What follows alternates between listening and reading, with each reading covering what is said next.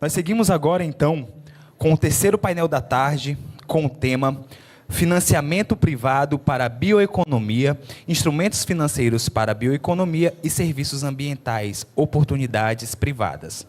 Esse debate propõe discutir o papel do setor financeiro privado no fortalecimento da bioeconomia amazônica. Vamos conhecer experiências, desafios e soluções que estão sendo construídas a partir de linhas de crédito, produtos e serviços financeiros voltados à bioeconomia e aos serviços ambientais. Também serão debatidos os desafios enfrentados pelos empreendedores locais, as barreiras de acesso aos financiamentos e a importância de adaptar essas soluções à realidade amazônica, considerando inclusive o uso de tecnologias como a inteligência artificial para ampliar os alcances desses financiamentos em territórios isolados.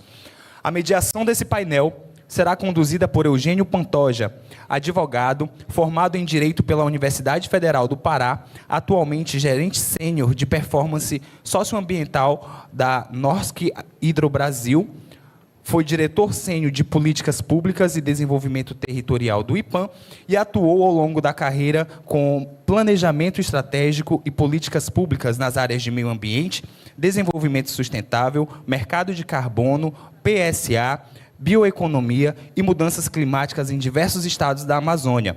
Acumula experiências tanto no setor público quanto na sociedade civil, com atuação junto aos povos indígenas, comunidades tradicionais, gestão ambiental, desenvolvimento territorial e avaliação dos projetos.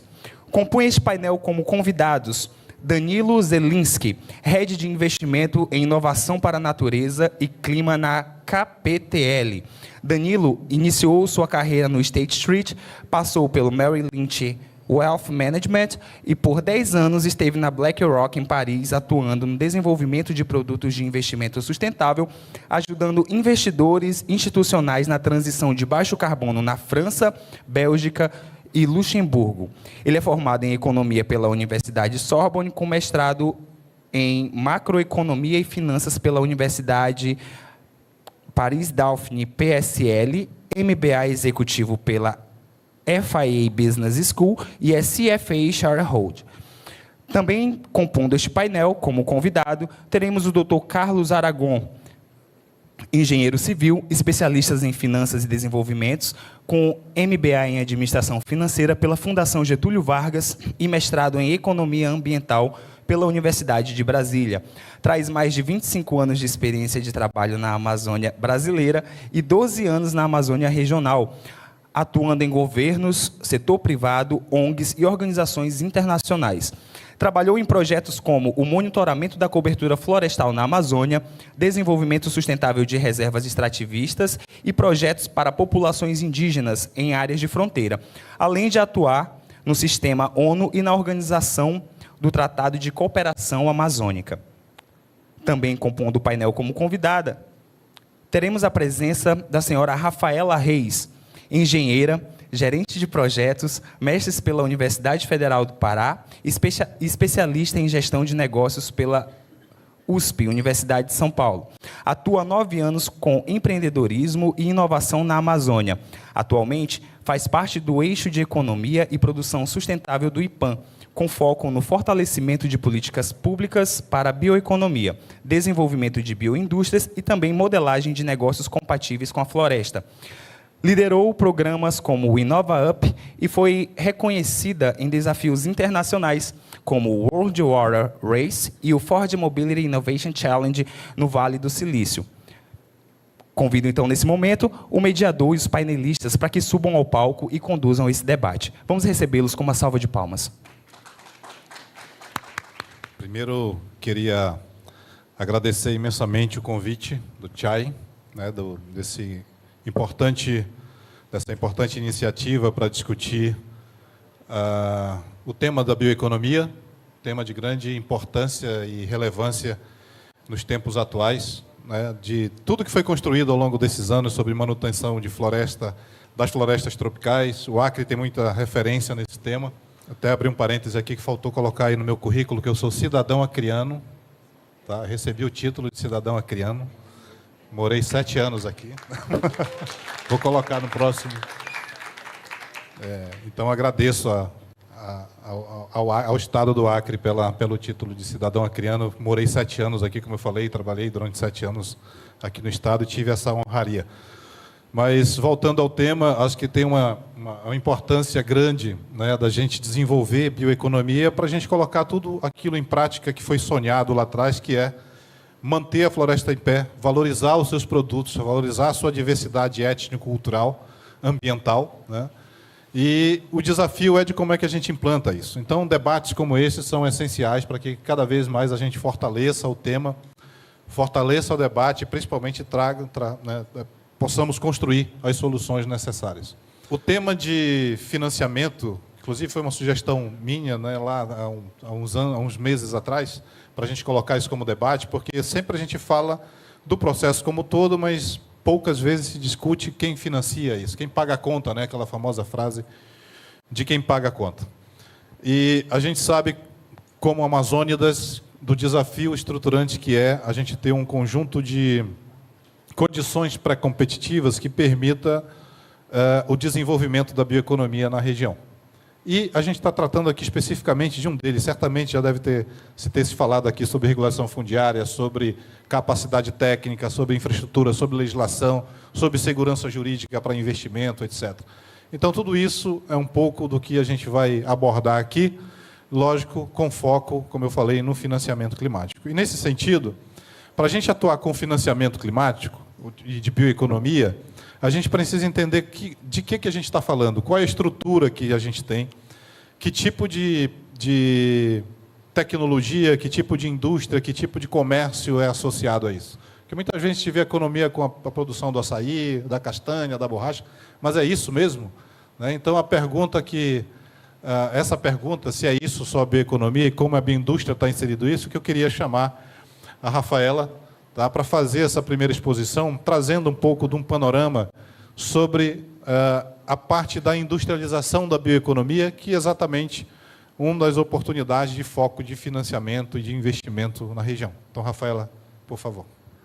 Obrigada, Eugênio. Boa tarde a todos. Boa tarde, colegas. Para quem não sabe, eu herdei essa linha temática de bioindústria na minha vida, surgiu herdada do Eugênio, enquanto ele estava no IPAM. Mas muito obrigada, Eugênio, porque é um tema realmente muito importante, que eu tenho me dedicado bastante.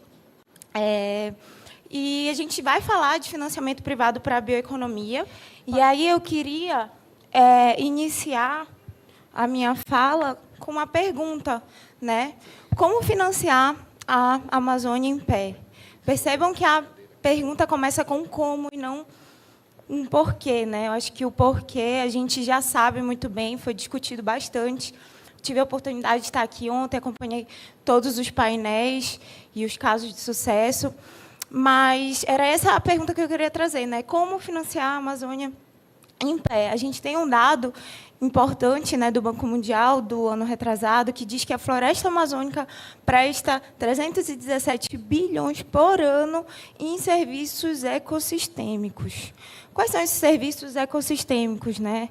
É quando a floresta produz água, quando a floresta regula o clima, quando ela absorve carbono, quando a biodiversidade sustenta cadeias produtivas da bioeconomia, né? Então, olhando por esse lado, esse número, que é um número grande, né, parece até um pouco pequeno, perto de tantos serviços importantes para a nossa subsistência.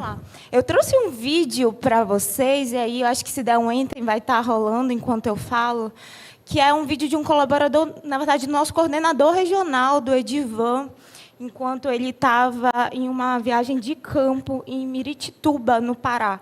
E aí, esse vídeo, se rolar, vocês vão conseguir perceber que ele anda uns 15 minutos nessa via e continua da mesma forma. São muitas carretas, muitos caminhões, muitos mesmo. Ele fala que é tipo uma via, ele segue 40 quilômetros e continua assim, de grãos que estavam saindo, né, do estado, indo para a China.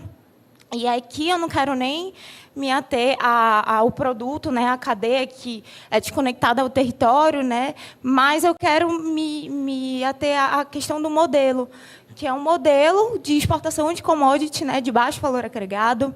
É um modelo que ele tem, por si só, uma geração limitada de empregos qualificados e inovação local, o que gera, né, uma alta pressão sobre os recursos naturais, com os impactos em clima e água, ou seja, nada do que a gente falou anteriormente, né, sobre os serviços ecossistêmicos. Ele não provê, né? Ele, muito pelo contrário, ele consome esses serviços, o que gera vulnerabilidade socioeconômica e ambiental no território. E aqui eu fui no Museu da Borracha, aqui no Acre. Quem não for do Acre, ou até mesmo quem foi e não foi ainda, vão, porque é bem bacana.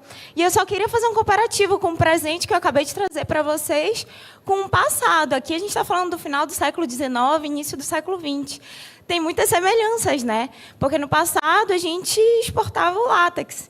Era o produto primário. E aí esse látex ia para a Europa, enfim, ia ser beneficiado para lá. Um francês, em 1700 e pouco, aliás, 1839, desculpa, ele, como um cientista, né, ele trabalhou de alguma forma esse látex lá na Europa, que foi a vulcanização, é uma transformação química, né, dessa borracha. E aí, mal ele sabe que os indígenas já faziam isso há muito tempo, né? Já usavam látex de diversas formas. Então, se naquela época a gente ouvisse e valorizasse, né, os conhecimentos tradicionais, talvez o fim da história, que todo mundo aqui conhece, talvez pudesse ser diferente. Mas outro ponto que eu queria destacar desse processo histórico é em relação ao ano de 1876, aonde um inglês, Henry alguma coisa, ele fez o maior contrabando da história, que ele levou 70 mil sementes de seringueira para a Europa, né, para serem produzidas na Ásia. E, assim, em resultado disso, o mundo não precisava mais da Amazônia para o látex, né, para produzir pneus, enfim, porque já tinha produção lá na Ásia. Então, mais uma vez, a gente não conseguiu gerar essa riqueza a partir dos insumos que a gente tem aqui. E aqui, no próximo slide que eu vou falar, e o meu amigo que está passando o slide vai passar, tem um print de um amigo meu, que ele é sócio de um escritório de advocacia, e ele trabalha com internacionalização de produtos, ele trabalha com exportação, enfim. Ele mandou uma mensagem em maio, não faz muito tempo, pedindo contatos de quem vendia castanha, de quem eu conhecia, que pudesse fornecer, porque ele tinha um cliente só, um chinês, que ele queria comprar toneladas de castanha. Um cliente só. E aí eu passei com o site do Observatório da Indústria, enfim. Não estou criticando isso não, tá, gente? Isso é importante, a gente precisa gerar renda, enfim. Mas o que eu quero trazer para vocês? Quando a gente exporta produto primário, a gente importa desenvolvimento. E essa conta ela nunca vai fechar, sempre vai ser ruim, né? A gente sempre vai pagar mais caro por isso. Teve uma nota técnica semana passada do professor Carlos Nobre, do projeto Indústria 4.0, todo mundo conhece, e aí ele fala da castanha do Pará. Desculpem, acreanos, eu não sei chamar castanha do Acre. Eu nasci falando castanha do Pará, perdão, mas ele fala da castanha do Pará, que ela tem mais de 20% de proteína, e isso é bem maior, né? Essa quantidade de proteína é bem maior do que o leite. Então, a castanha ela pode virar suplementos alimentares, assim como o açaí, o cacau, enfim, vários bioinsumos que a gente já conhece, né? Pode virar muitos produtos de alto valor agregado, porque mais importante do que o mundo conhecer a nossa castanha, o nosso açaí, o nosso cacau, o nosso cupuaçu, é o mundo conhecer as nossas marcas, né, com mais valor agregado. E é aqui que a gente começa a falar de bioindústria. Aqui é um outro exemplo, um caso real. O diretor do CNS, em uma reunião com a minha diretora, ele estava falando, olha, a gente está com 400 litros de andiroba aqui, a gente precisa vender isso, senão vai estragar.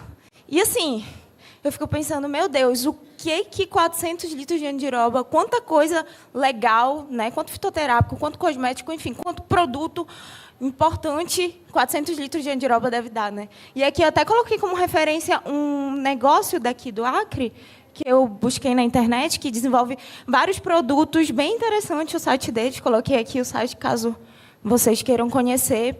Mas é essa a mensagem, né, de valorização desses produtos. Então, assim, na Amazônia, a gente tem muitas cadeias curtas. nesse contexto, o que eu quero dizer com isso? Cadeia curta, coleta, secagem, torra, venda in natura semi-beneficiada, ou seja, venda de produto primário. São poucas etapas, tem baixo valor agregado, né? Não gera renda como poderia e tem o potencial de gerar. Então, a lógica da bioindústria é mudar um pouco isso, é pegar e pensar em cadeias longas, onde a gente trabalha desde lá do extrativismo, da coleta, passa por vários processos até chegar no produto final, com a sua marca, né, para chegar no consumidor final. Isso é um sonho, né, que a gente tem trabalhado para que esse sonho se realize. E aí tem algumas barreiras e lacunas, né, do ecossistema, que também a gente tem trabalhado em cima disso. Como, por exemplo, falta de acessibilidade a instrumentos financeiros disponíveis, falta de ambiente propício a esse investimento, falta de políticas públicas estruturantes, ausência de infraestrutura e logística, baixa agregação de valor nos territórios, falta de dados e informações organizadas. O IPAN tem vários trabalhos, vários projetos em muitas dessas linhas de atuação, né, combatendo essas lacunas, esses gargalos. Mas, sobre esse último aqui, a falta de dados e informação organizada, a gente tem um projeto em parceria com a BDI, que é a Agência Brasileira de Desenvolvimento Industrial. E, nesse projeto, que foi o que eu herdei da Eugênia, que eu comentei no início, a gente tem pesquisadores nos 9 estados da Amazônia Legal, é com essa geografia que a gente trabalha. Então, a gente tem olhado para os 9 estados, de maneira diferente, respeitando as suas especificidades. Está aqui a Dani e o Rafael, que não me deixam mentir, são bolsistas, pesquisadores aqui do Acre. Todas as segundas e sextas, religiosamente, a gente se encontra para discutir a bioeconomia na Amazônia. E aqui, eu trouxe para vocês alguns prints da plataforma que a gente está desenvolvendo, que é uma plataforma que ela é como se fosse um data lake, ela tem justamente esse objetivo de organizar os dados, né, ter essas informações para subsidiar políticas públicas, tomadas de decisão, então, condições estruturantes, né, para essa bioeconomia, para essa bioindústria. Então, a gente tem algumas informações relevantes que eu quero trazer para vocês. Hoje, na nossa base de dados, a gente tem cerca de 11 mil empreendimentos que a gente classifica ou como bioindústria ou como potencial bioindústria, né, e a gente tem os nossos critérios de inclusão e exclusão para definir isso. Com esses empreendimentos, hoje, são gerados cerca de 88 mil empregos diretos, o que beneficia diretamente, né, impacta diretamente cerca de 328 mil pessoas. Então, a gente está falando de um número considerável, né? Nesse mesmo sistema, a gente tem outras informações relevantes em relação ao quantitativo por estado, quais são as atividades, quais são as cadeias produtivas e as suas incidências nos territórios, nas regiões. A gente também tem o porte da empresa, a maioria é microempresa, tá? Eu acho que quase 70% são microempresa. Enfim, a gente tem um conjunto de informações que a gente continua trabalhando e melhorando esse sistema e aperfeiçoando essas informações para que elas sirvam, né, de base para condições, políticas estruturantes. Nessa imagem aqui tem um pouco do nosso conceito que a gente trabalha. Nossa, deu tanto trabalho para fazer essa imagem, mas a gente trabalha desde o conhecimento tradicional, a gente leva em consideração aspectos de bioprospecção, pesquisa e desenvolvimento, ciência, tecnologia e inovação, e tem a bioeconomia, né, como um guarda-chuva central dessa bioindústria. Já que a gente está aqui no Acre, outra coisa que a gente tem feito, aí eu trouxe esse recorde para vocês do Estado, a gente criou um índice também, que a gente relaciona dados de produção, dados de empreendimentos, então a gente consegue aqui ter uma relação CPF, CNPJ, a gente consegue ver aonde a gente precisa atuar, quais são os desafios e gargalos. Quanto mais vermelho, quanto mais escuro, assim, significa que o índice está ruim. Quanto mais claro, significa que o índice está, não ok, mas está coerente. Por exemplo, mandioca ali, Cruzeiro do Sul, aquela região a gente consegue ver que o índice está coerente. Aí a gente vai começar a analisar, estudar. Tem a indicação geográfica da farinha de Cruzeiro do Sul. Enfim, essas políticas, né, e vários outros elementos e fatores que influenciam diretamente nessa bioindústria, nesses territórios. E aí, por fim, eu trouxe aqui com 5 eixos, né, de condições pré-competitivas, que eu acho que pode ser um embasamento aqui para o nosso diálogo desse painel, mas que são essas condições que a gente entende que são importantes para que o investimento privado, né, chegue, possa ser realizado, né, na bioeconomia. Então, a gente tem aqui formação institucional, com regularização fundiária, né? Hoje a gente até comentou regularização ambiental, licenciamento, enfim. Formação de capacidades locais, educação técnica, formação científica, educação empreendedora, tecnologia e inovação, fomento à ciência, tecnologia e inovação, laboratórios, pesquisas aplicadas, ambiente de negócio, linhas de crédito, incentivos fiscais, segurança jurídica, infraestrutura, logística, conectividade e energia. Trouxe aqui um panorama sobre esses desafios que tem, né, de pré-competitivos para o desenvolvimento da indústria, que, consequentemente, influencia nas estratégias de financiamento de oportunidade de negócio. E aí a gente tem sempre esse desafio, né, de onde estão esses recursos, como é que eles são implementados.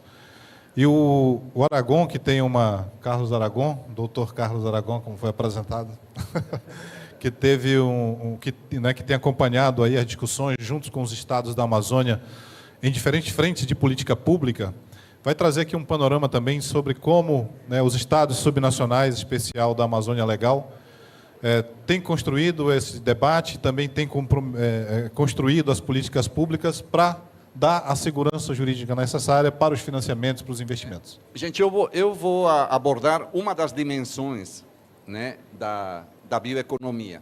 E essa apresentação, ou essas informações que eu vou compartilhar com vocês, são fruto de um processo chamado transição econômica. É um processo de diálogo visando a transição econômica. Eu espero que no final da apresentação todos vocês consigam compreender por que a gente chama transição econômica e não somente bioeconomia. E o objetivo dessa apresentação, eu peço para prestar bastante atenção nos slides, eles têm muita informação.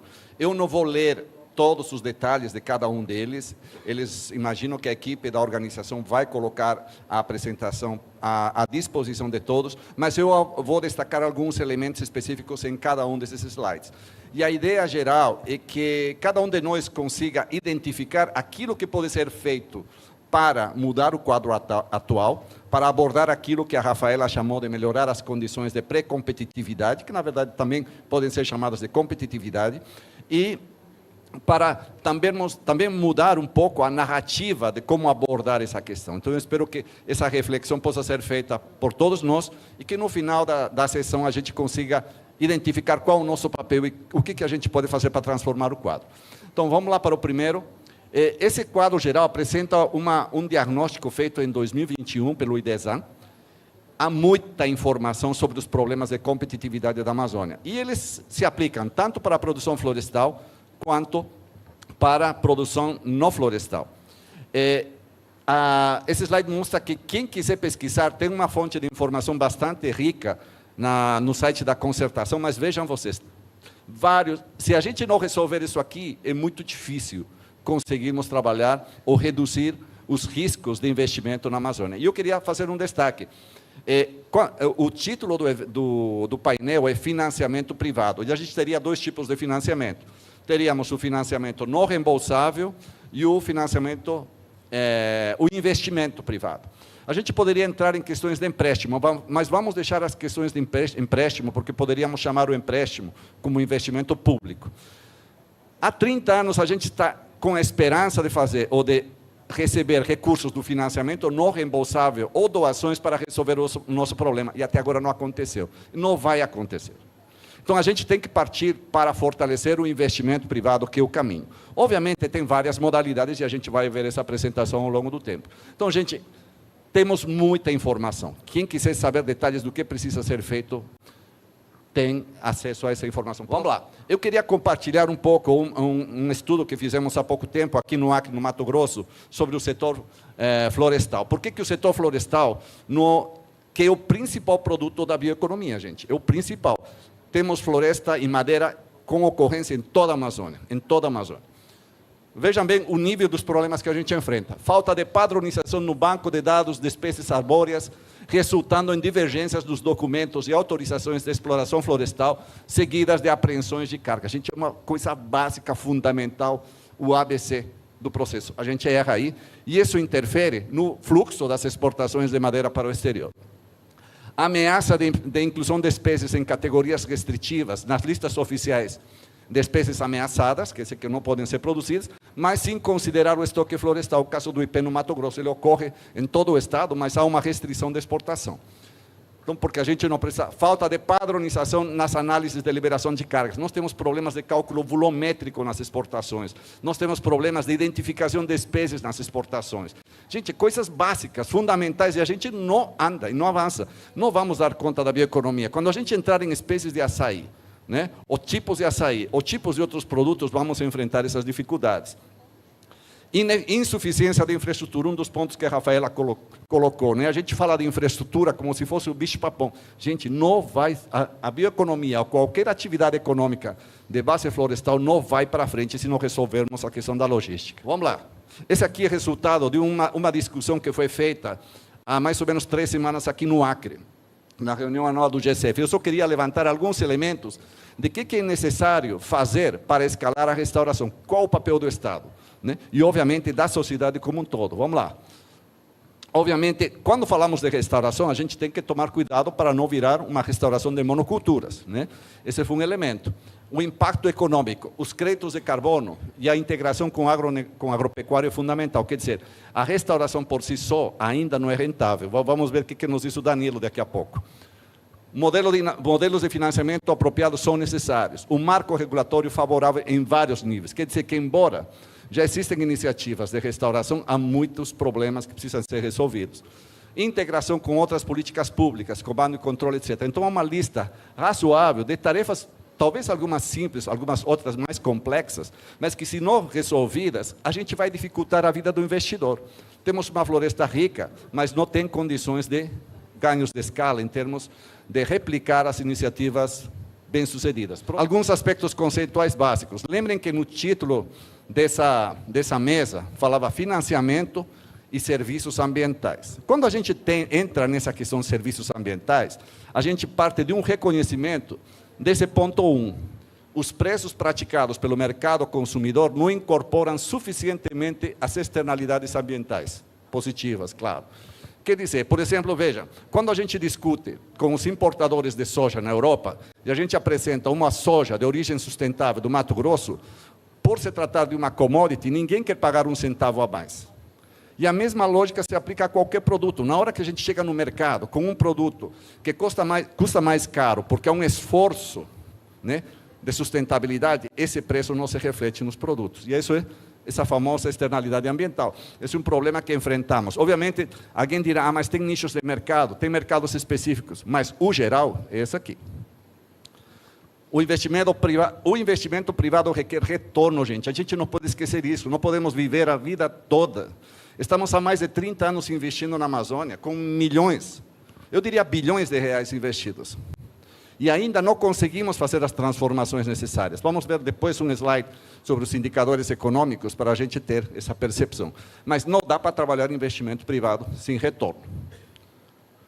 Os investimentos não reembolsáveis limitados, o que eu falei, o Estado tem um papel essencial na correção das falhas de mercado. Então, aí, quando a gente vai ver em pagamento por serviços ambientais, quem paga a conta, né, Eugênio?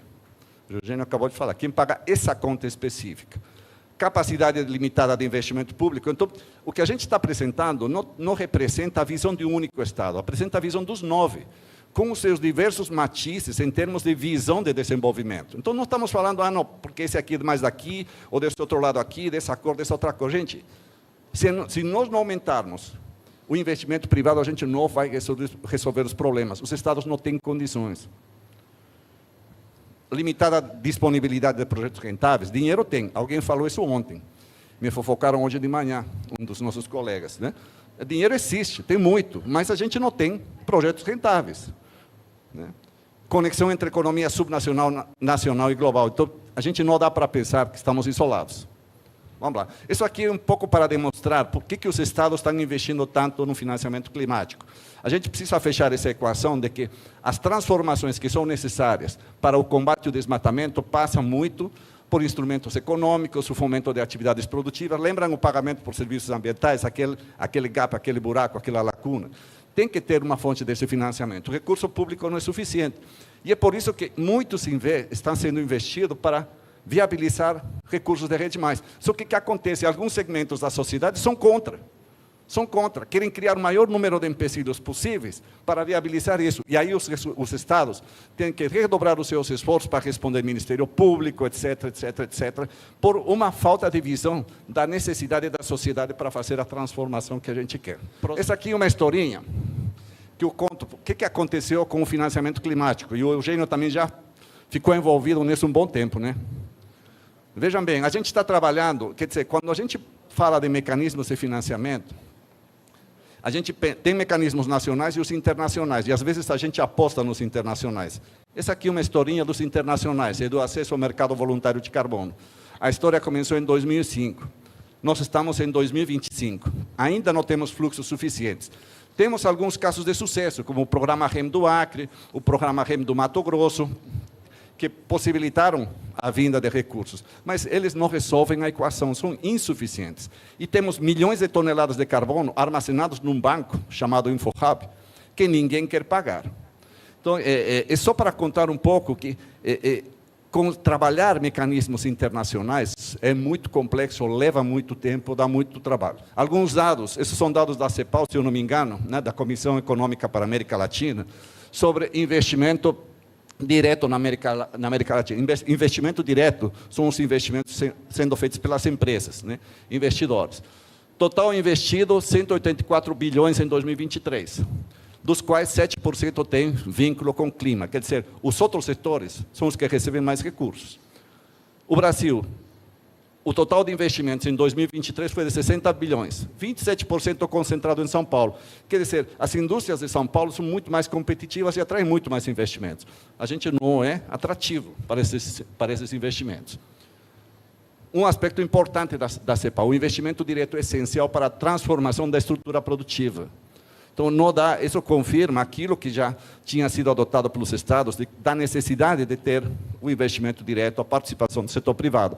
Observem bem, às vezes pode dar a ideia, ou essa apresentação pode dar a ideia de que é o grande investimento que vai resolver o problema. A gente está falando de um investimento privado pequeno, médio, né, micro, e também o grande. Mas são todos os setores e níveis de investimento que são afetados por essa realidade.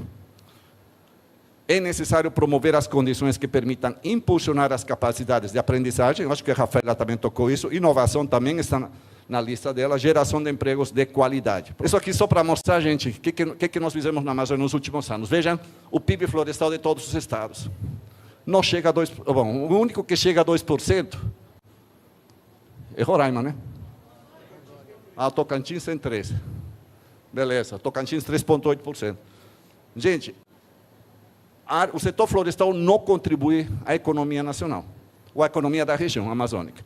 Então, aí vocês veem que, por exemplo, no caso do Acre, a maior atividade, obviamente, são os serviços, mas seguido da pecuária. Então, gente, vamos cair na real. Será que nós vamos conseguir transformar esse 3% em 10% em 5 anos? Se não resolvermos os problemas que estão sendo apresentados, vamos chegar em 2050 do mesmo jeito. E não vamos resolver, lembrando que a equação para reduzir o desmatamento ilegal, ela tem um componente de combate à ilegalidade, comando e controle, e um componente de desenvolvimento econômico, que seria esse aqui. Se não gerarmos emprego e renda de qualidade, não vamos resolver o problema. Bom, as conclusões são essas aqui, basicamente. O fluxo de financiamento para a bioeconomia na Amazônia, nas suas diversas modalidades, está condicionado a originar projetos com sustentabilidade financeira e socioambiental, não tem jeito. A concentrar esforços em questões estruturantes. Vejam bem, isso aqui é a base do desenvolvimento econômico. Se não resolvermos esses detalhezinhos bobos, problemas do IBAMA, na classificação das espécies, volumetria nas estradas, tem muitas cargas de madeira que param em Rondônia, que saem do Acre e param em Rondônia por um problema de cálculo volumétrico. Aqui foi feito um cálculo, lá é feito outro, e a polícia para porque não coincide, acabou. Então, são coisas bobas, né? As questões econômicas devem ser abordadas de forma integrada, né? Isso significa que a gente não pode pensar que a bioeconomia, as questões florestais estão dissociadas do contexto. Vejam que no slide anterior apresentamos que a população urbana da Amazônia é a maior, e a gente precisa envolver essa população. Os mercados estão conectados, com tendência a exigir salvaguardas socioambientais, e o papel do Estado é fundamental, e seus esforços para alavancar os investimentos devem ser apoiados. Obrigado, gente. Obrigado, Aragão, que traz mais um panorama aí sobre o desafio, né, que é implementar as iniciativas de valorização não só da floresta em pé, mas, né, da bioeconomia e de outras cadeias produtivas associadas. E nós temos aqui o Danilo, que é de um fundo de investimento, que é exatamente aquilo que a gente quer ouvir. Cadê o dinheiro? Né? Como é que esse dinheiro chega para a gente? Para os investimentos, Danilo, né, como é que a iniciativa privada, você que participa de um fundo de investimento, que é uma liderança de um fundo de investimento, como é que vocês estão vendo? E fundo de investimento com foco na bioeconomia, né, salvo engano.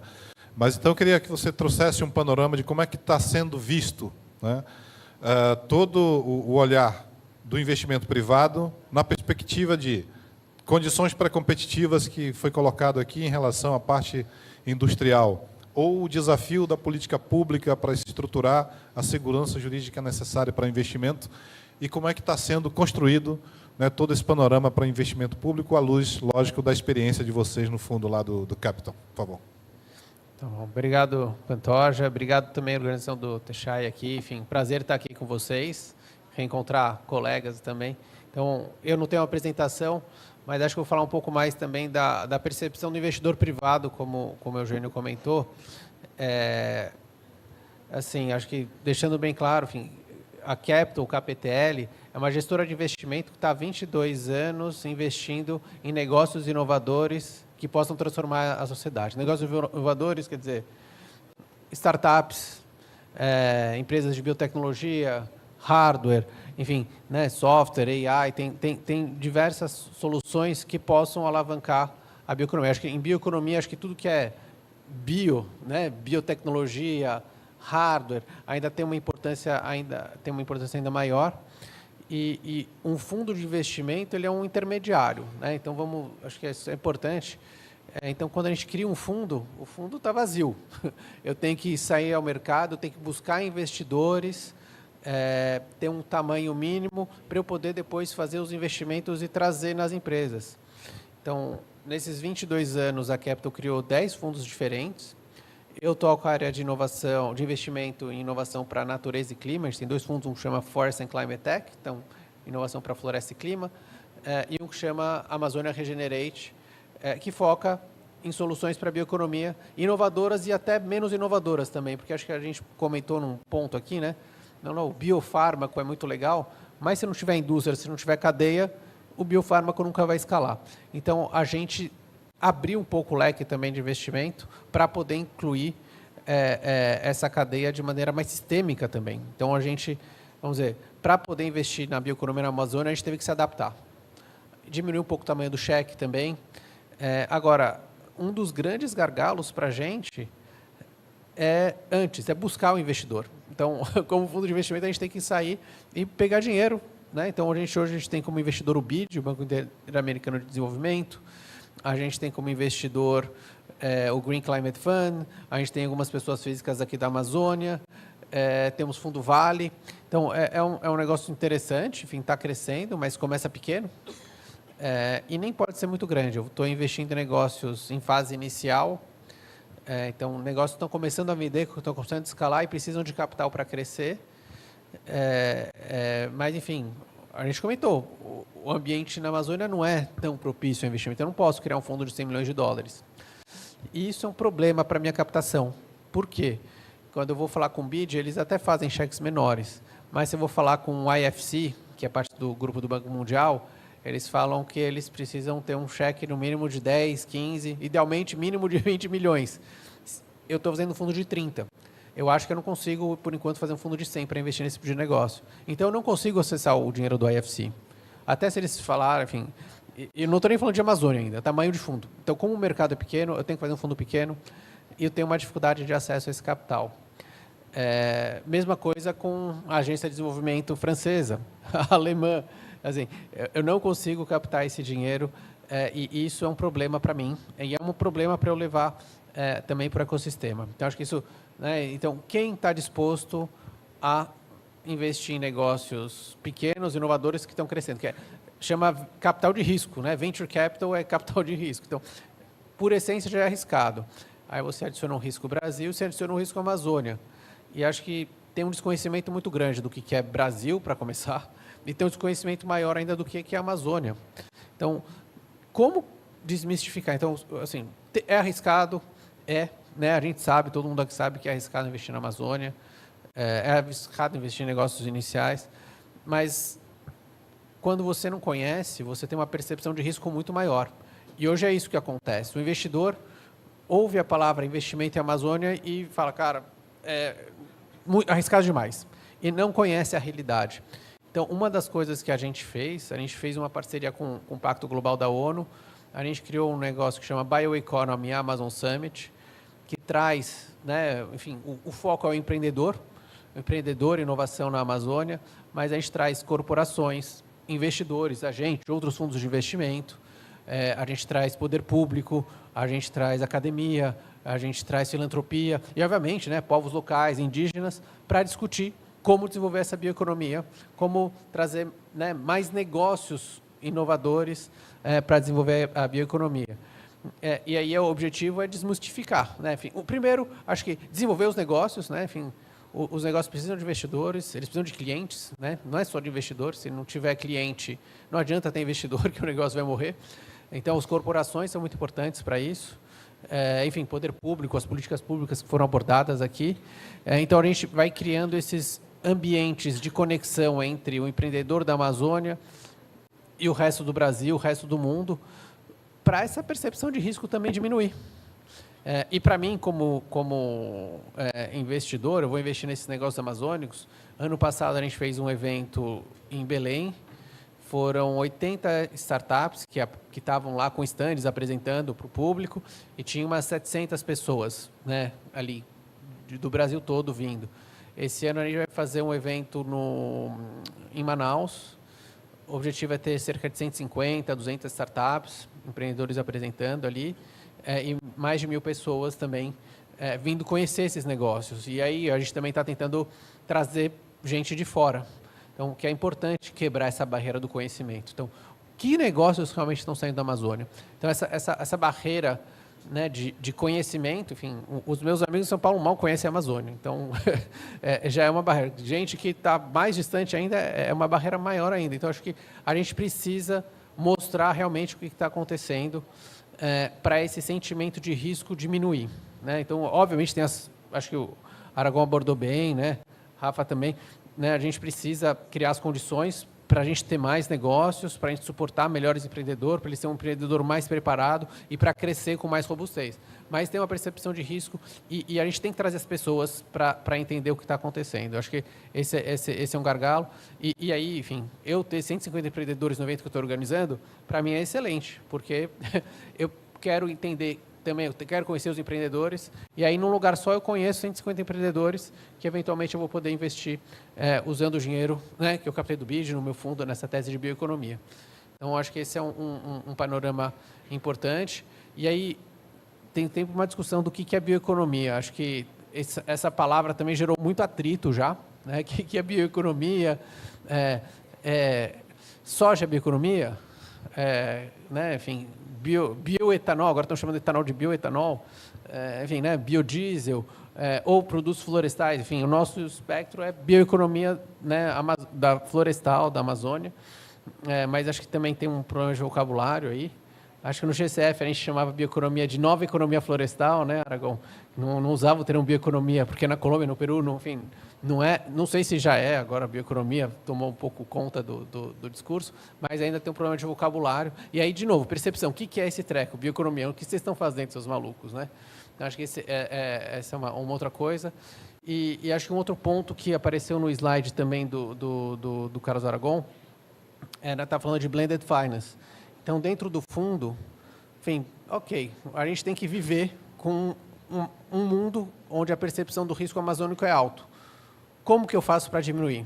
Ok, eu crio o BAS, ajuda, mas também dentro da estruturação do meu fundo de investimento, eu criei diferentes tipos de mecanismos de investimento. Então, eu tenho investimento de equity, então eu posso investir em participação na empresa, então comprar uma parte da participação da empresa, injetar dinheiro diretamente nela, e aí eu viro sócio do empreendedor, né? E aí o meu objetivo, obviamente, é vender a empresa depois de alguns anos, vender minha participação depois de alguns anos e ter um lucro com isso.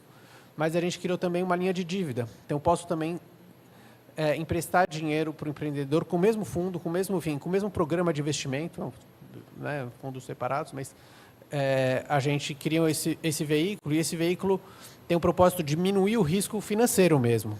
Porque essa dívida, se o investimento não der certo, quem perde primeiro dinheiro é essa dívida. Então, é um dinheiro meio filantrópico que vai para a dívida. Então, para ele, esse investidor filantrópico, para ele, se perder o dinheiro, está tudo bem. O importante é o desenvolvimento social, é o desenvolvimento econômico. É aquela empresa amadurecer. Algumas vão dar errado mesmo, e faz parte do jogo do capital de risco, e algumas vão dar certo. Então, e aí, matematicamente, eu tenho um fundo que é menos arriscado, porque se der errado, quem está perdendo o primeiro dinheiro é essa dívida, o dinheiro de equity, de participação ainda não perdeu. Enfim, estou entrando numa coisa talvez um pouco técnica, mas é muito importante para o investidor a gente criar esses mecanismos onde eu diminuo o risco de investir na Amazônia, eu aumento a probabilidade de ter um retorno mais elevado, e aí, de repente, beleza, a percepção de Amazônia, o risco de investir na Amazônia é elevado, mas o programa de investimento não é tão arriscado assim. Então, eu crio algumas condições habilitantes para eu conseguir atrair mais capital. Eu acho que esse é um trabalho que a gente está fazendo agora, né, indo ao mercado, fazer o primeiro closing do fundo, para poder investir nos negócios. Mas eu queria destacar também que os negócios amazônicos estão evoluindo. Assim, né, a gente está falando de um monte de problema e tal. Então, a gente está investindo no Brasil há 22 anos. Nosso primeiro investimento na Amazônia, acho que foi em 2011 ou 2013, uma empresa chamava Amazon Dreams. Eles usavam algumas moléculas presentes no açaí para vender para a indústria de saúde. Então, era, vamos dizer, ali nutracêuticos, biofármacos, bem interessante. Altíssimo valor agregado na cadeia do açaí. A gente vendeu já essa empresa, mas ficou uns 10 anos sem investir na Amazônia de novo. Então, então acho que... E aí, enfim, não é porque a gente queria ou não queria. Apareceu a empresa e tinha a Amazônia, foi. Nosso fundo 4, que era um fundo de 2016, a gente tinha um investidor da Amazônia e a gente tinha que investir na Amazônia. A gente bateu na trave umas 3 vezes, quase investiu, e não conseguiu investir naquele fundo, né, que acabou o período de investimento em 2020. E eu cheguei na Capital em 2020, e assim, a gente, né, começou a falar também de investimento em natureza, clima. Antes da Capital, também passei bastante tempo falando de investimento de clima com investidores na Europa. E a gente percebeu que o ecossistema estava mudando. Então, tem programas, né, o PPBio, IDESAN, Jornada Amazônia, enfim, tem diversos programas que estão ajudando o empreendedor a ter mais robustez na Amazônia, a entender um pouco melhor o mercado, a falar de finanças, contabilidade, desenvolver melhor o produto, tirar o pesquisador só da bancada e trazer essa propriedade intelectual, né, para um negócio. Então, hoje a gente tem muito mais negócios da bioeconomia que são investíveis do que antes, que têm retorno financeiro, que podem dar retorno financeiro. Então, isso também criou as condições para eu criar um fundo. Em 2020, se eu quisesse criar um fundo de Amazônia de 30 milhões de dólares, eu não ia conseguir, porque não tinha empresa, tinha muito menos empresa, pelo menos, para investir. Hoje, eu já me sinto confortável. Então, o pipeline é mais robusto, eu consigo criar o BAS, né, o Bioeconomy Amazon Summit, com 150 empresas que estão vindo lá expor. Então, acho que a gente precisa ser mais criativo nos veículos financeiros. Como investidor, eu preciso ser um pouco mais criativo, criar um BAS, né, um summit da vida, mas eu nunca teria feito isso se o ecossistema não estivesse melhorando. Então, o ecossistema está melhorando, a gente tem mais empresas, tem mais empreendedores, tem mais coisas interessantes para investir. E isso me empolga também, né? Dá trabalho, mas eu acho que a gente pode ter bons resultados. E aí a expectativa é ter bons resultados, boas histórias para contar para os investidores e ter um fundo 2 maior, porque a gente precisa de mais investimento. 30 milhões de dólares não vai resolver, né? Quem sabe o próximo a gente consegue chegar no 100 e trazer mais investidores e tal, mas a gente precisa começar num tamanho menor, desenvolver o ecossistema e aí acho que essa, né, junção de várias coisas, os investidores que estão fazendo aceleração lá no começo, universidade, a gente comentou aqui, né, empreendedorismo na universidade, depois da universidade, até chegar no ponto que eu posso investir, e o investidor de depois, se não tiver esses elos da cadeia, nada funciona. Então é importante a gente ter em mente que a gente precisa investir em todos os elos para a roda andar, né? Um motor sem uma engrenagem não funciona. Todas as engrenagens têm que estar juntas. Palmas para o Danilo. Obrigado, Danilo. Estamos aqui no avançar das horas, a gente estendeu já um pouquinho, mas a gente vai abrir aqui para 2, 3 perguntas, se tiverem, rapidamente. E a minha pergunta, tentando conectar um pouco de todas as falas, né, e nas 2 primeiras ficou bem evidente que a gente tem questões pré-competitivas que, por vezes, inviabilizam esse aproveitamento do potencial que se tem a bioeconomia amazônica. E aí, pensando na própria questão do risco e do investimento de capital privado para financiar, né, esse potencial da bioeconomia. Mas o meu ponto é assim, é interessante o capital privado olhar para o investimento em startups, em inovação que pode surgir, pensando em soluções a partir dos serviços ou dos produtos amazônicos, mas quem que financia ou investe para resolver o problema das questões pré-competitivas que ainda continuam presentes? E aí, por que eu trago esse ponto? Porque o empreendedor na Amazônia, se a gente pensar do ponto de vista de serviço, produto, várias startups olhando para superfoods, nutracêuticos e outras questões, ainda assim usam dos insumos que dependem das comunidades, das cooperativas e associações para que os seus negócios sejam viáveis, né?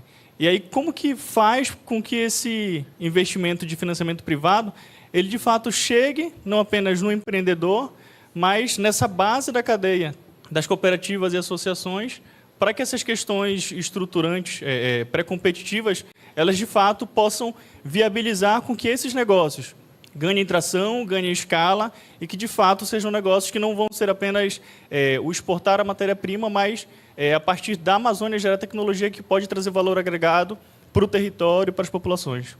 Então, um pouco nesse sentido a minha pergunta. Não sei se ficou claro.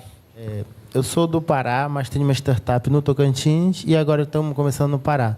Nós temos uma biofábrica de biotecnologia vegetal com foco na escala de produção de mudas e pesquisa científica.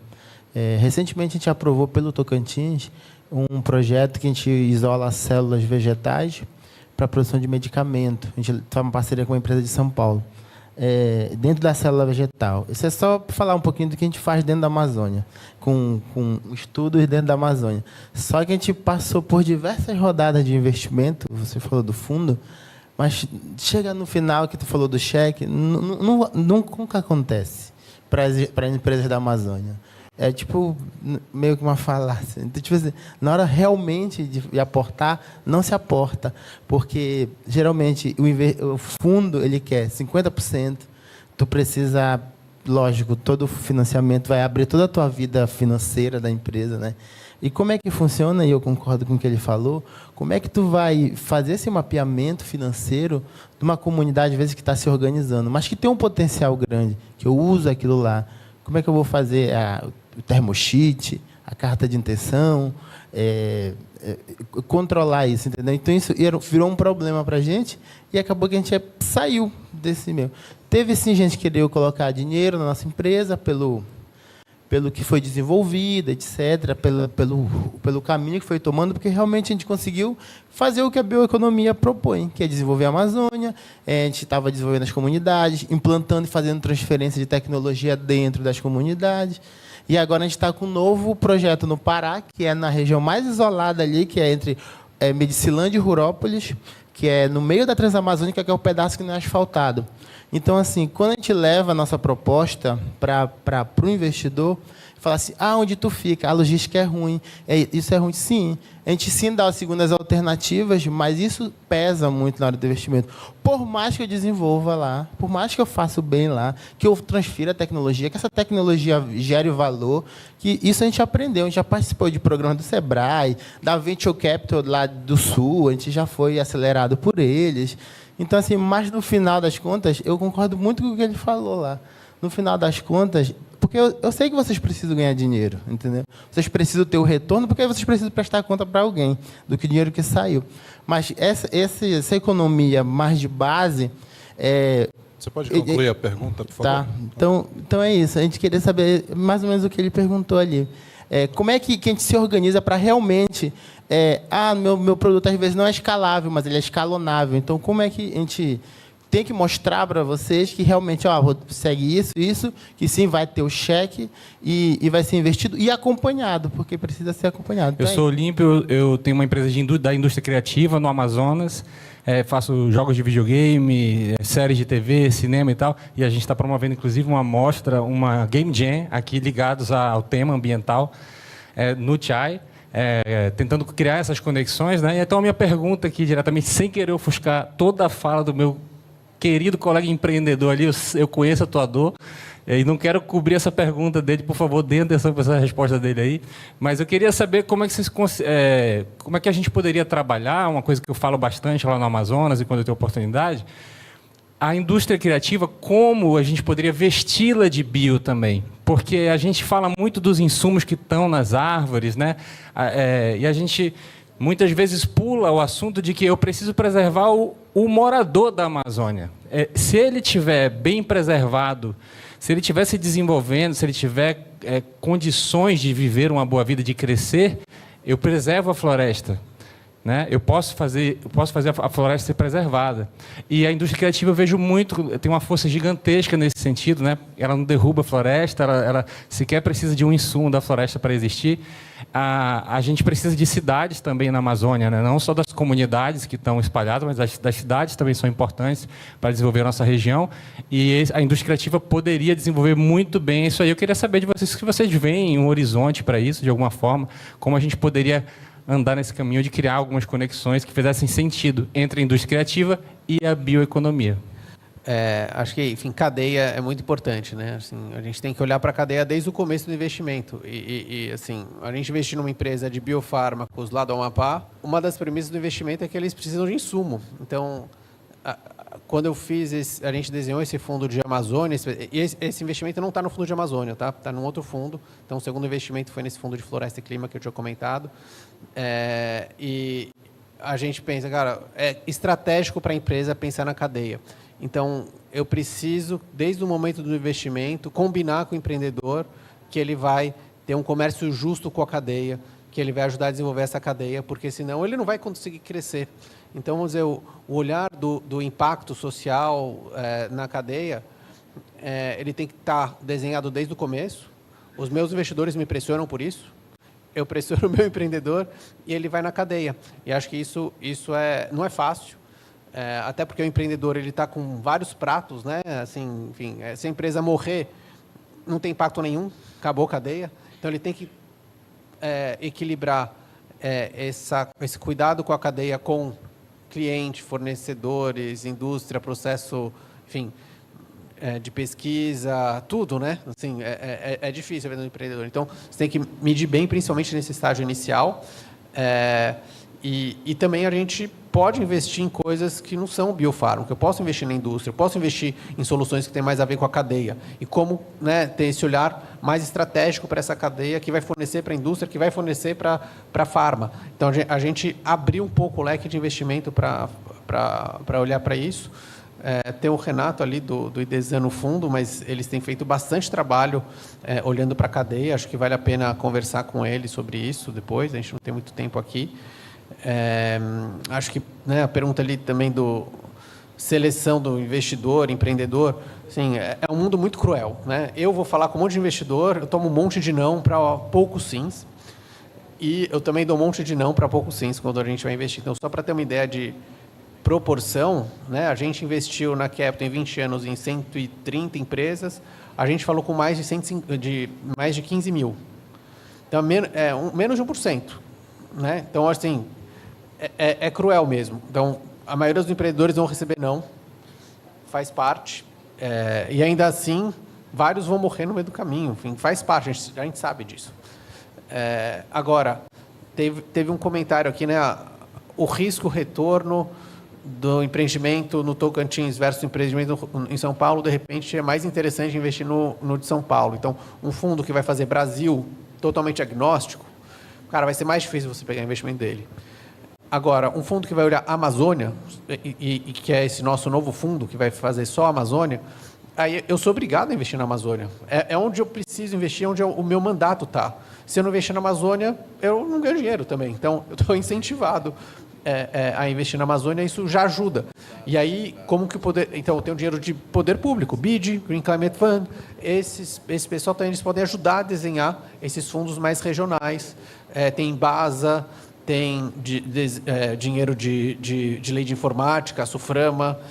Assim, tem alguns dinheiros que são direcionados para a Amazônia. Acho que a gente tem que usar melhor esses dinheiros e ser mais inteligente. Agora, sempre vai ter a competição, né? Tem uns 150 empreendedores lá no evento que a gente está fazendo. Eu não vou investir em 150. A gente está trazendo outros investidores também, mas aí... E tem vários tipos de dinheiro. Tem o dinheiro que vai investir num tipo de empresa, num tipo de estágio. Tem vários gaps também. Então, eu acho que tem alguns tipos de dinheiros, como de FINEP, dinheiro de pesquisa, de P&D. A gente precisa de um dinheiro ainda que falta bastante, que a gente fala bastante de um Vale da Morte. Antes dele ser investível por um fundo de venture capital, ou fundo de investimento, tem toda uma preparação. Como que eu tiro o empreendedor da bancada e transformo ele numa empresa que já tem um pouco de cliente e precisa escalar? Esse dinheiro ainda falta, né? Eu acho que a gente está tentando entrar um pouco antes também, a gente está diminuindo o nosso tamanho de cheque nesse fundo de Amazônia, mas é um desafio. Enfim, acho que não tem uma boa resposta, mas é um mundo cruel, esse mundo de buscar dinheiro. Eu também suo pra caramba. Pela sua fala, eu espero que o negócio dele esteja no nosso mapeamento, mas achei muito interessante o teu negócio, parabéns. Mas, pelo que eu entendi da tua fala, tu não tens somente um negócio da bioeconomia, eu acho que tu tens um negócio de impacto social, né? Porque tu desenvolve projetos, né? Tu falaste do projeto lá de Medicilândia, lá próximo, e existem fundos, existem recursos, enfim, oportunidades, editais, também nessa agenda. Então, se tu estás nessa agenda somente da bioeconomia, amplia teu horizonte para negócios de impacto social, que não necessariamente são agendas que estão diretamente ligadas à bioeconomia. E pelo pouco que tu falou, se quiser conversar depois sobre o teu negócio, eu acho que tu se encaixaria nessas oportunidades, né? Eu sei que é bem complicado para o empreendedor na Amazônia, principalmente se tratando dos pequenos, que é o que está na produção, é o que está no marketing, nas vendas, é que está cuidando da contabilidade, do jurídico, do financeiro. É muita coisa, mas também precisa ser aquela pessoa que está à frente da captação de recursos, né? Imagina fazer isso tudo. Então, não ter uma equipe, não ter setores, né? Enfim, não ter um negócio estruturado e pessoas para que cuidem disso. Então, assim, eu sei, né? Já tive startup, já tive pequenos negócios, eu sei o quanto é desafiador, mas muito foi dito aqui, né? E em painéis anteriores, que tem muitas opções, oportunidades. Eu acho que também um desafio que a gente tem é de levar a informação, né? Acessibilizar essa informação. Como é que acessa os fundos, acessa as oportunidades de investimento, se não tem conhecimento. Eu acho que a gente está num grupo aqui privilegiado, né? A gente está num evento onde a gente está tratando vários temas, inclusive de finanças, mas imagina os empreendedores que não têm a oportunidade de participar de agendas como essas, né? De feiras, enfim, ter acesso ao investidor. Então, tu falaste do pitch, né? Que às vezes falta uma coisinha para o investidor assinar o cheque, enfim. Eu acho que são muitas coisas, mas eu acho que tu não tem que desistir, né? E que a gente tem que ter resiliência. E eu acho que é uma característica também de quem opta por empreender na Amazônia e empreender com bioeconomia, né? Com um negócio de impacto social que é ainda mais desafiador. Então, assim, parabéns para ti, porque tenho certeza que tu já passou por muita coisa aí e parabéns pelo teu negócio. Parabéns também pelo teu negócio, achei muito legal. Tu tá lá na última sala, né, de case de sucesso. O Estado do Pará, além de ter alguns pioneirismos com a bioeconomia, como o Plano Estadual de Bioeconomia, ele também tem agora política pública para a galera do gamer. Então, eu não sei do cenário aqui do Acre, mas é algo muito recente, tá? E quando eu vi isso, eu fiquei maravilhada, achei muito interessante, porque há 2 anos atrás eu fui chamada pelo governo do estado para realizar a 5ª Semana Paraense de Ciência e Tecnologia. E uma das demandas do secretário lá da época foi: eu quero uma estação gamer na minha Semana Paraense de Ciência e Tecnologia. Quero uma estação gamer. E o tema era de bioeconomia. Eu tive que me virar, eu tive que achar... Foi muito difícil encontrar fornecedores que trabalhassem com jogos, que trabalhassem com iniciativas que associassem a criatividade, bioeconomia, enfim. Mas, no final, deu certo. Mas muito bom saber que aqui no Acre a gente tem esse cenário também, que só tem crescendo, só está crescendo. E eu acho que tem um oceano aí de oportunidade. E sobre a sua pergunta, em relação a como chegar na base, né? Quando eu trouxe a cadeia curta, a cadeia longa, e aí eu muito esperançosamente falei: a gente quer mudar um pouco essa lógica, também pensar nas comunidades não só como provedoras de matéria-prima, não só como vendedoras desses produtos para confeccionar... vendedoras dessas matérias-primas para confeccionar produtos. Não, é realmente um sonho, né? Eu estou falando dessa forma como um sonho porque eu sei quantos desafios a gente tem. Mas era muito nesse sentido mesmo. Então, essas condições, né, pré-competitivas também são relacionadas a levar assistência técnica às comunidades, a parte de formação de capacidades, envolvê-los em agendas como essa. A gente tem aí na nossa Feira de Bioeconomia empreendedores que antes não tinha um negócio, agora vem mostrar com todo o orgulho do mundo: olha aqui meu produto, a minha embalagem, eu tenho esse selo aqui. Isso é muito legal de ver, porque está ali empreendendo, está tendo seu negócio, está tendo seu protagonismo, e eu acho que cada vez mais, né, é isso que a gente quer ver, né, as comunidades e pessoas que não sejam só provedoras de matéria-prima, mas que também estejam à frente de negócios, né, como eu falei na minha apresentação. Conhecer marcas é melhor, o mundo conhecer as nossas marcas é melhor do que conhecer os nossos bioinsumos, né? Então, acho que a bioindustrialização, com esse olhar para a bioeconomia, para a sociobioeconomia, ela tem um pouco dessa proposta. Seja resiliente. Tem empreendedor que a gente fala uma vez, 2 vezes, 3 vezes, 3 anos depois a gente acaba investindo na empresa também.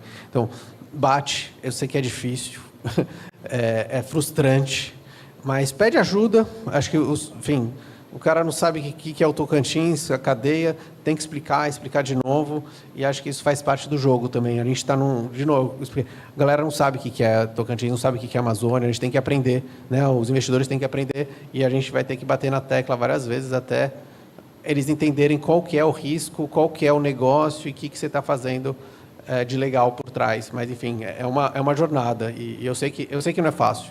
Primeiro, precisamos ter claro de que há vários tipos de investimento e se a gente olha a população da Amazônia, a população de cada estado, a maior parte da população é urbana. E quando a gente passa um filtro da população rural, a população tradicional é um volume pequeno, né? Vejam, os estados que mais indígenas têm, por exemplo, é Roraima, né? E eu acho que o segundo é o Amapá, se não me engano. Não, Amazonas, perdão. o Amazonas, né, que tem o maior número de terras indígenas. Mas vejam bem, a gente não pode apostar as fichas para uma transformação econômica em 2% da população da Amazônia. Então, quando a gente fala em chegar o dinheiro, obviamente nos projetos da sociobioeconomia é essencial que os recursos cheguem nos produtores locais, fundamental. Mas a gente precisa pensar na transformação econômica da Amazônia como um todo. Teve um estudo que foi feito ano passado por uma instituição chamada Instituto de Recursos Internacionais, WRI, e ela diz o seguinte: para sair do 2% da contribuição do setor florestal a 3% da economia da Amazônia, nós precisamos de um investimento de 3 trilhões de reais. Gente, estamos falando, o nosso problema não é que não existam iniciativas bem-sucedidas na Amazônia, existem de fato. A questão é como escalar para fazer com que a economia, as forças da economia contribuam efetivamente para a redução do desmatamento, né? Como aumentar o custo de oportunidade da floresta em pé, né? E esse é o grande desafio. E aí a gente precisa de todos. Isso tem a ver com a narrativa que todos nós utilizamos, né? Precisa resolver esses problemas. Senão a gente vai continuar patinando e daqui a 2050 a gente vai continuar com taxas de desmatamento alta e com aquela pressão sobre a floresta. E, enfim, a gente precisa resolver. E o último elemento que eu queria colocar sobre a importância da questão gerencial. Obviamente, eles fizeram uma abordagem das startups, né? Mas a gente tem um problema sério de gerenciamento. A gente terminou há pouco tempo atrás um plano de negócios para a produção de chocolate de cacau no Pará. Foi fantástico, foi feito com as melhores cabeças, com gente que tem acesso ao mercado europeu, enfim. A taxa interna de retorno do investimento era 35%, um investimento de aproximadamente 5 milhões de dólares. Legal, se a gente abrisse essa oportunidade para todos, era super atrativo. Qual era o problema? Gestão. A gente não tinha um mecanismo, porque a comunidade não dava conta. Todos os processos são informatizados via satélite, obviamente, controlado com o sistema via Starlink, que hoje em dia funciona muito bem, mas controlado desde São José dos Campos. E como que a gente vai dar sustentabilidade a isso? O problema é a questão gerencial. E questão gerencial tem a ver com educação, tem a ver com a visão do empreendedorismo. A gente precisa mudar um pouco essa cabeça, né? Obviamente, a gente tem que tomar cuidado também com a narrativa. Nós temos muitos problemas, sim, mas a gente só fica choramingando quando alguém vem de fora. Gente, a imagem que repassamos é da pior possível. Temos dificuldades, sim, como todo mundo tem. O Danilo acabou de falar das questões do Peru, por que a gente utiliza outra terminologia. Na Bolívia tem questões muito mais complicadas. Eu diria que o cenário do Brasil é muito mais favorável, né, na Amazônia.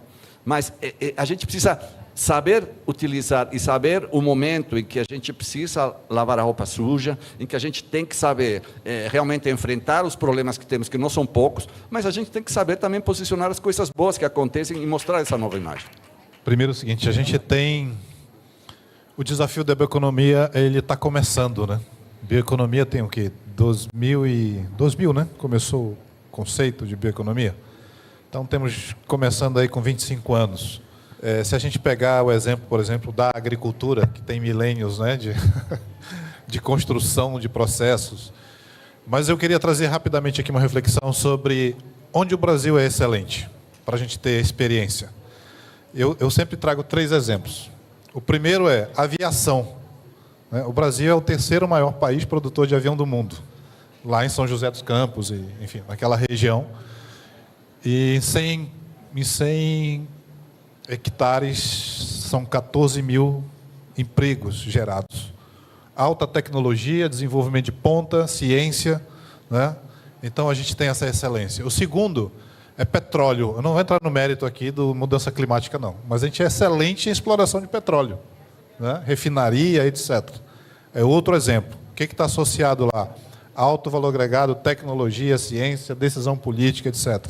E o terceiro, o que é? O agronegócio, né? Nós somos excelência no agronegócio. Por quê? Tecnologia, ciência, investimento, política pública bem clara e definida. Então, são características dessas 3 cadeias produtivas de excelência no Brasil que a gente precisa importar para a bioeconomia.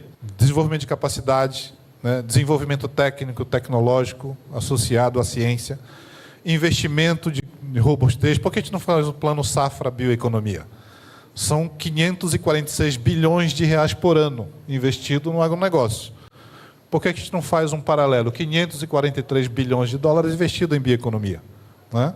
Vamos ver o que resulta disso. Então, trazendo resumidamente, decisão política e visão estratégica de longo prazo e uma visão de Estado, né?